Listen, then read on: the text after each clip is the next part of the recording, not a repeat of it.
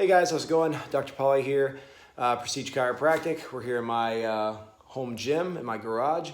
The reason I'm making this video is because I put together a couple quick mobility techniques that helped me get rid of some upper back pain that I was experiencing today almost immediately.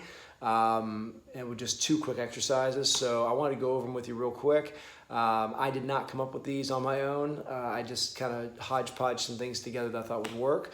The first thing is going to be a quick exercise to get some in-range motion back to the arm in the overhead position using a foam roller and a band, which this is a pretty tough one. This isn't one of those cheap TheraBands. This is from Rogue Fitness. They run about maybe 10 bucks or so.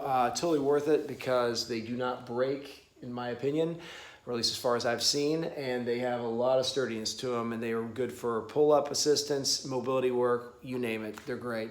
So they're called Monster Bands. Get them from Rogue Fitness. Foam roller you can get from me if you'd like at my office, so just ask for one when you come in. And that's all you need for this first one.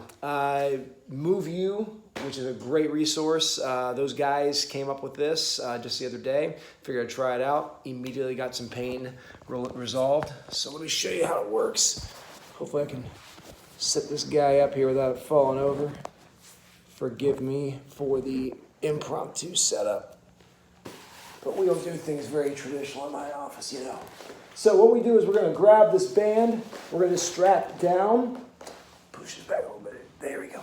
We're going to distract away from some sort of object. Could be a banister, could be whatever you got. We're going to put that foam roller right between the shoulder and the lat, and we're going to kind of get some traction. We're going to rotate on that foam roller, and it does not feel great, but the traction that you're getting here along with this cross friction movement, you're really going to break some stuff up. Now, if you kind of retract and let it go, and also rotate in the socket a little bit, you'll find some great nasty little pockets of tension that you can sort of wiggle out. It's pretty safe. Obviously, if you're feeling ripping or tearing, anything like that, stop what you're doing, but little clicks and pops shouldn't be a problem. Get all the way over even into the armpit and the chest. Notice I'm kind of rotating in there too. Just kind of break all that up. You can go way down into the lat, way down here into the mid-back area. Sort of work that out too, just like so. Might get some clicks and pops. Work back and forth, keep getting that traction, and just make sure you do both sides. Now, for the sake of the video, we're not going to do both sides right now because we want to take you to the next thing. We're going to do what's called a kettlebell armbar. Good buddy of mine, Travis Jewett, turned me onto this. I know it's a traditional move that's been done a lot, but most of the time it doesn't get put in with the whole mobility craze in regards to, you know, mobilizing tissue. But this is a great move, and I've seen more neck and shoulder problems get knocked out by utilizing this than anything else. So what you need is a kettlebell of some kind. This is 35 pounds. I've been doing this for a while, so this is normal for me. But I usually start most clients out on maybe 16-ish, 17-pound kettlebell. Then work up to 26. When you get good at 26, you go to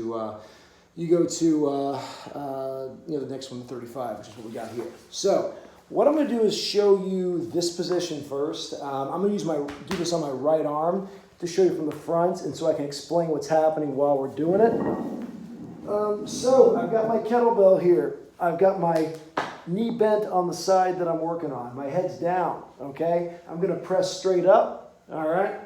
And I'm going to bring that opposite arm over my head. I'm going to lay my head on this arm as I rotate over. Back up a little bit for you guys.